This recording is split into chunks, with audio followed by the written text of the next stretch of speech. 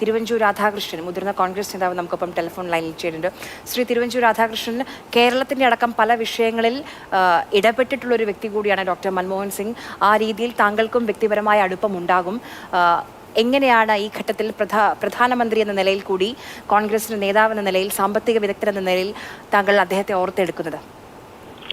നല്ല തികഞ്ഞ മാന്യതയോടുകൂടി ഇടപെടുന്ന ഒരു രാഷ്ട്രീയ നേതാവ്. പ്രധാനമന്ത്രി പദം എന്ന് പറയുന്ന അത്യുന്നതങ്ങൾ ഇരിക്കുമ്പോൾ പോലും എല്ലാ ആളുകളോടും തികഞ്ഞ ബഹുമാനത്തോടു കൂടിയും മതിപ്പോടു കൂടിയാണ് അദ്ദേഹം ഇടപെട്ടിട്ടുള്ളത്. ശ്രീ മൻമോഹൻ സിംഗിനെ കുറിച്ച് ആലോചിക്കുമ്പോൾ ആദ്യം നമ്മുടെ മനസ്സിൽ എത്തുന്നത് ഇന്ത്യയുടെ സാമ്പത്തിക സ്ഥിതി മാറ്റുന്നതിന് വേണ്ടി എത്തിച്ചിട്ടുള്ള സാമ്പത്തിക പരിഷ്കർത്താവ് എന്നുള്ള നിലയിലാണ്. അതുകൊണ്ടാണ്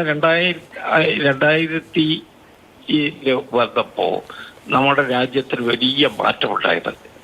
1991 മുതൽ ഇങ്ങോട്ട് പുതിയ സാമ്പത്തിക ക്രമം കൊണ്ടുവന്നത് നമ്മുടെ സാമ്പത്തിക ഘടനയെ വളർത്തുന്നതിന് വേണ്ടി അദ്ദേഹത്തിന് കഴിഞ്ഞിട്ടുണ്ട്. ഇന്ത്യ യഥാർത്ഥത്തിൽ മാറ്റങ്ങൾക്ക് വേണ്ടിയുള്ള വഴി തുറന്നത് മൻമോഹൻ സിംഗിന്റെ കാലഘട്ടത്തിലായിരുന്നു. അദ്ദേഹത്തെ ഒരിക്കലും രാജ്യത്തിന് മറക്കാൻ കഴിയില്ല. തിരുവഞ്ചൂർ രാധാകൃഷ്ണനാണ് അദ്ദേഹത്തെ അനുസ്മരിച്ച് സംസാരിച്ചത്.